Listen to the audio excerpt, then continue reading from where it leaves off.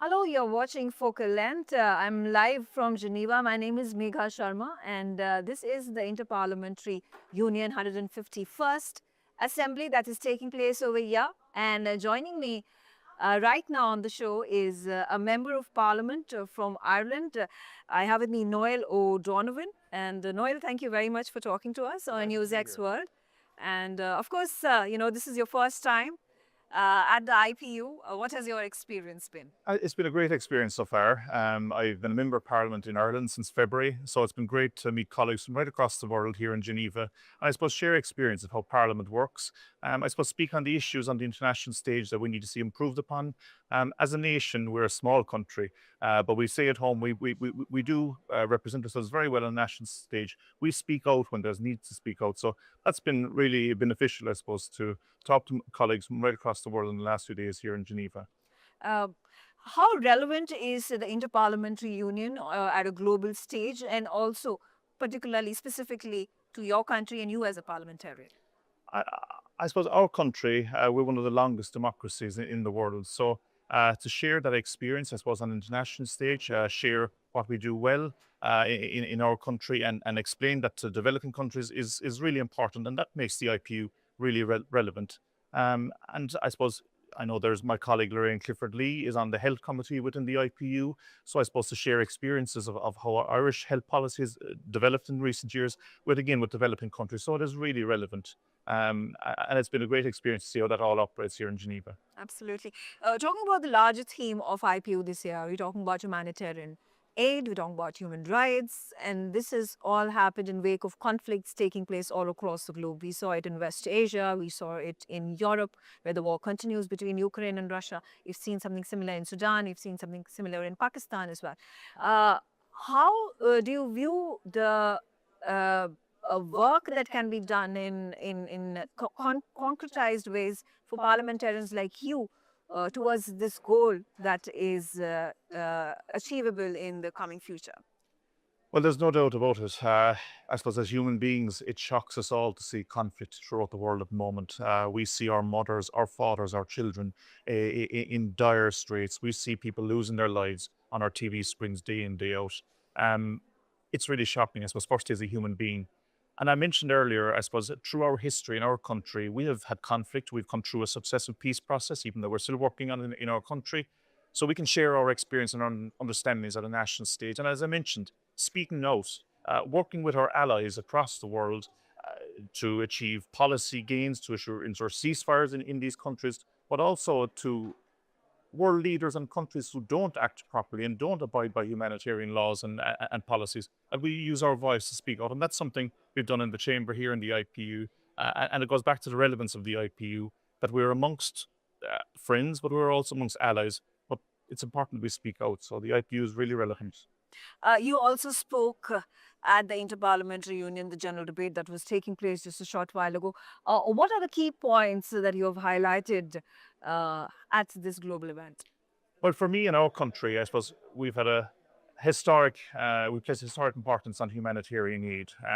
It goes back to our historic days in St. Patrick, our national saint, St. Columbanus, when we would have walked across Europe and developing monasteries, or later our Catholic ethos and building schools across the globe.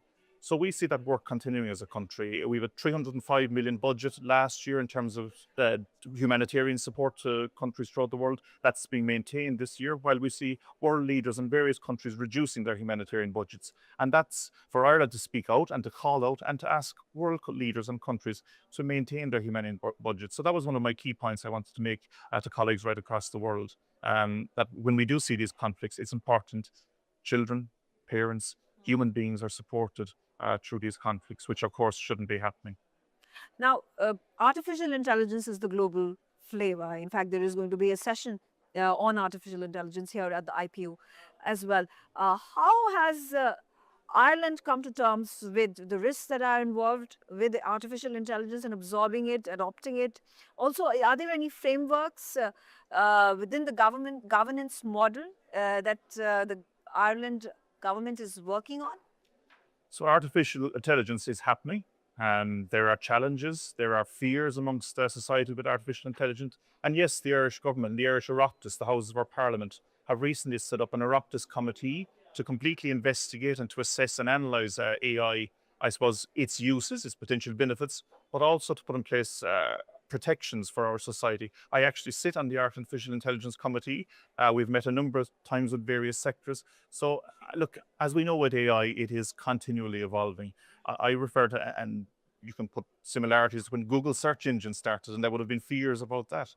AI has its benefits, but there are unknowns as well, and it's important that governments put in place frameworks as soon as possible. And the Irish Parliament, as I mentioned, is taking a lead on developing certain frameworks in that respect. But it is going to change the world we live in. Absolutely. What are your views on the tariff wars that have hit economies all across the globe? How is Ireland facing this challenge? Let me say from the outset, tariffs are not good. Tariffs are not good between countries. We are a small country in the periphery of Europe. Our export market is really important to it. We've quite an established pharmaceutical sector. Uh, as I mean, tariffs are not good. We have to speak out and work with our allies to ensure that tariffs are not reduced, are not there at all. That would be our preference. But it is only by working with our colleagues, as in the conference here, the IPU, that we can work through these tariff wars that are in place. Absolutely. Talking about India and Ireland relationships, what potential do you see in the future of moving forward towards closer ties, whether it is diplomacy or trade or people-to-people connect? I think there are wonderful opportunities there. Diplomacy is about people, it's about communications, it's about sincerity. We have a very close relationship with India. I think in trade terms, it's in around 16 billion euros within exports in terms of pharmaceuticals and textiles. We had a recent Prime Minister of Ireland, Leo Varadkar, who was of Indian origin, a current member of Parliament, Martin Daly from Roscommon. His mother was from India. So there are wonderful links between our two countries. We have a friendship group within our parliament. I represent West Cork, which is on the southwest coast of Ireland. In Aikishta, we have the Air India Memorial Flight 182, and Yeah. recently had the 40th anniversary of that deep tragedy. So there are great cultural links between our countries. And I hope, speaking on the world stage, international stage, that our relations will grow even further. And I'm delighted to be speaking to you today directly to people of India about our close friendship bond. Talking about Indian food, Indian cuisine. Of course, it's popular all across the globe. Have you tried Indian food? I have. I like Indian. I'd like to see more Indian restaurants in Ireland. I do admit we have good food in Ireland as well. So Yes. my preference would be Irish food, but I do like Indian food. Okay, and also, lastly, before I let you go, which is that one place in Ireland that you would recommend to people all across the globe to visit? I think West Cork, from start to finish, from Kinsale right out to the Beara Peninsula, it is just beautiful. You have the coastline. It's just really, it's my home. It's where I love. So I really recommend to travel to West Cork the whole along the Wild Atlantic Way. Well, thank you very much for No problem. speaking to me on NewsX World and wishing you all the best and hope to stay in touch with you in the future as well. Certainly. Thank you. Hello and welcome